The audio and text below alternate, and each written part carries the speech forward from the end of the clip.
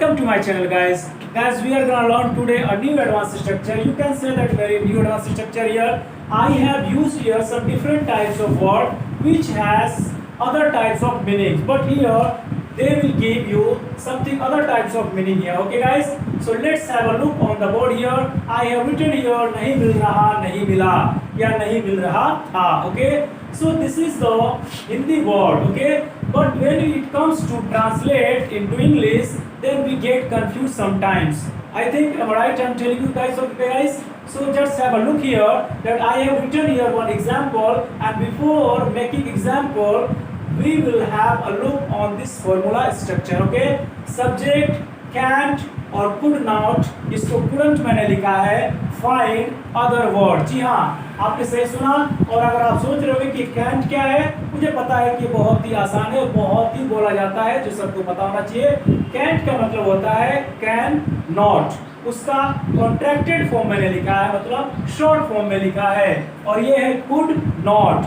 could not का मतलब होता है can का पास्ट. कैन का पास्ट होता है कुड, उसका बनाया मैंने निगेटिव. ओके, सो कैंट और कुडंट. उसके बाद जो मेन है वो है हमारा फाइंड. जी हाँ, फाइंड नहीं मिल रहा, नहीं मिलना. तो फाइंड तो हम लोग जानते हैं कि फाइंड मींस पता लगाना. लेकिन गाइस जब नहीं मिल रहा है, नहीं मिल रहा था, तो आप जरूर जाएंगे कंटिन्यूअस की तरफ. मुझे पता है कि अगर आप बिगिनर्स हैं, लर्नर्स हैं, या फिर आपने अच्छे से सेंसिबल इंग्लिश नहीं सीखी है, या फिर सेंस के अनुसार वर्ड टू वर्ड ट्रांसलेशन करना सीखा है आप, और आपने कभी सेंस के अनुसार ट्रांसलेशन नहीं किया है, तो आपको यहाँ पे कुछ दिक्कतें आने वाली हैं. तो आइए बताते हैं आपको. नहीं मिल रहा या नहीं मिल रहा है, चाहे रहा है, रहा, कुछ भी आए, हम उसमें आईएनजी फॉर्म नहीं लगाएंगे, मींस उसे कंटिन्यूअस में नहीं बनाएंगे. उसके लिए कैंट का इस्तेमाल करेंगे जब प्रेजेंट में कहेंगे.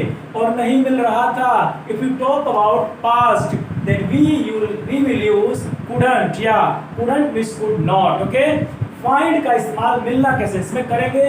उसके बाद जो भी अदर वर्ड्स आएंगे हम लोग लास्ट में लिख देंगे. सो फाइनली मैंने आपको यहाँ पे डिस्क्राइब कर दिया फॉर्मूले के बारे में, या कह सकते हैं स्ट्रक्चर के बारे में.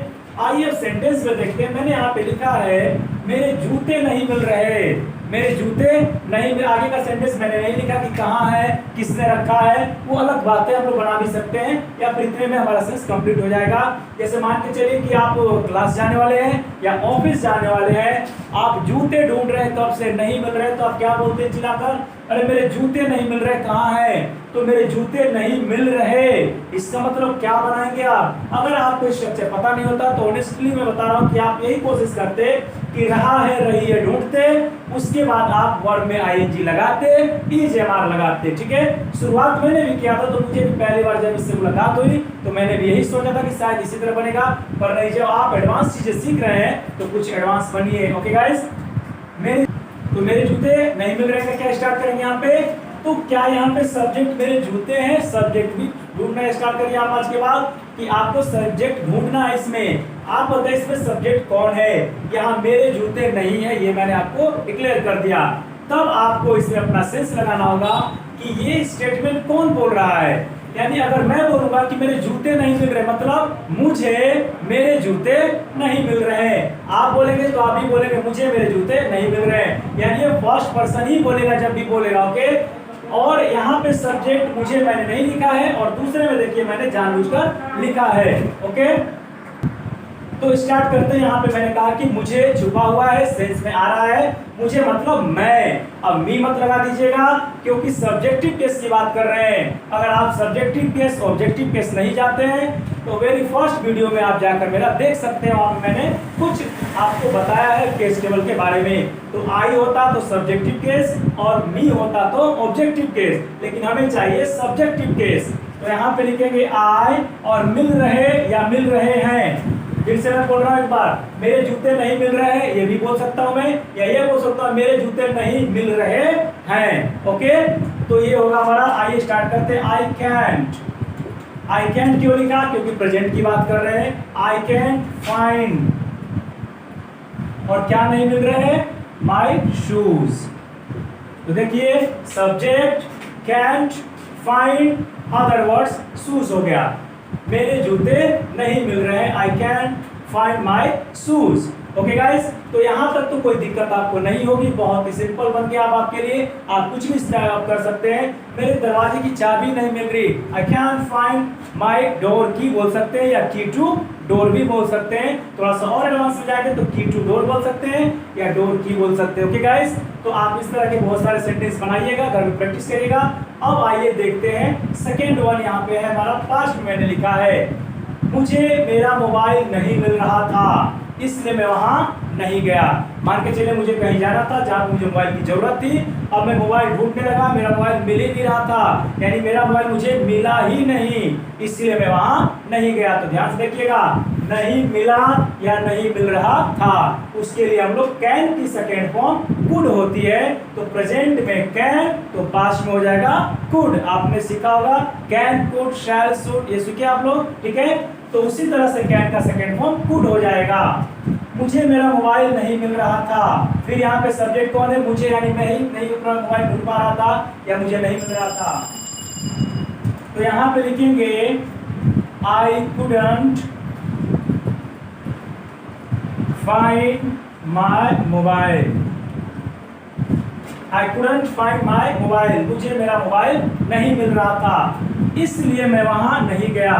तो इसलिए के लिए आप लोग जानते हैं कि दैट्स वाई का इस्तेमाल करते हैं, यानी दैट इज वाई।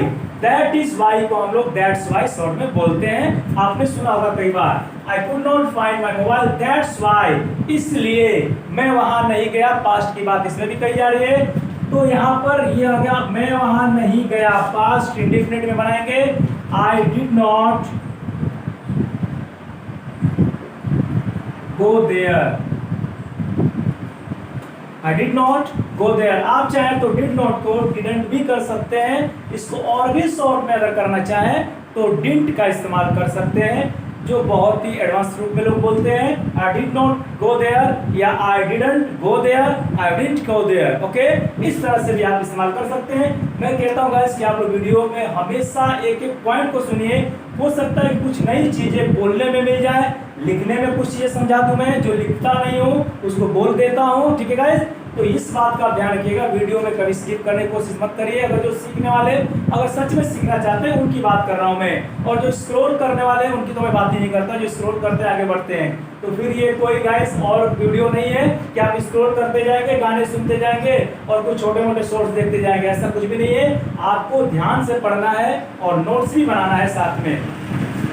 तो आपने क्या सीखा यहाँ पे कि नहीं मिल रहा या नहीं मिल रहा है, नहीं मिला या नहीं मिल रहा था।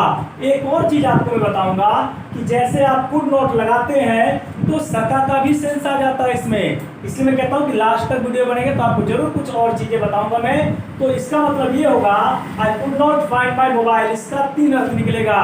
मुझे मेरा मोबाइल नहीं मिला, मुझे मेरा मोबाइल नहीं मिल रहा था, या मैं अपना मोबाइल नहीं पा सका, ठीक है।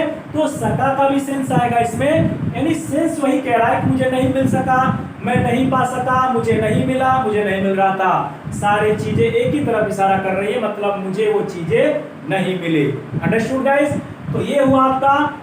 और मैं आपको एक चीज बताना चाहूंगा कि इसको और भी तरीके से बनाने वाले लोग बना सकते हैं, जिसमें एबल टू का इस्तेमाल करते हैं। जी हाँ, एबल टू का मैं वीडियो बना रखा हूँ, शायद आप जाके वहां पे देख सकते हैं, लिंक आपको वीडियो में मिल भी सकता है, नहीं तो आपको वीडियोस में जाकर स्क्रॉल करके आपको देखना होगा। एबल टू का इस्तेमाल मैंने बताया है, वहां से आप लोग सीख सकते हैं। तो मेरे जूते मुझे नहीं मिल रहे, यानी मैं नहीं पा रहा हूं, मतलब योग्य नहीं हूं, तो बोल सकते हैं I am unable to find my shoes, या बोल सकते हैं I am not able to find my shoes. अब ये सारी वीडियो आपको वीडियो में जाकर कंफर्म होगा, एबल टू का आप देख लीजिएगा। वैसे मैंने ओरली बता दिया आपको, आप लिख भी सकते हैं, सुन के बार बार रिपीट कर सकते हैं, I am not able to find my shoes या I am unable to find my shoes. इसको बनाने के ये भी तरीके हैं। फिलहाल में आप बिगनर है, लर्नर है, तो कोई एक आपको अगर याद रहता है तो अच्छी बात है। कहीं भी आपका स्पोकन रुकना नहीं चाहिए, ड्रॉप नहीं होना चाहिए। अगर आप बात कर रहे हैं फ्लुएंसी में तो कोई भी फॉर्मूला आपके दिमाग में है उससे बना लीजिएगा। ये मत सोचिए कि वो क्या था ये क्या था, जो भी आता है आप उसको वहां पे पहले स्पोकन अपना कंप्लीट करिए, वहां पे अपना कम्युनिकेशन कंप्लीट कर लीजिए। Okay, so guys that's all for today. मिलते हैं नेक्स्ट वीडियो में कुछ ऐसे मजेदार के साथ। तब तक के लिए शुक्रिया। Till then take care, God bless you, thank you.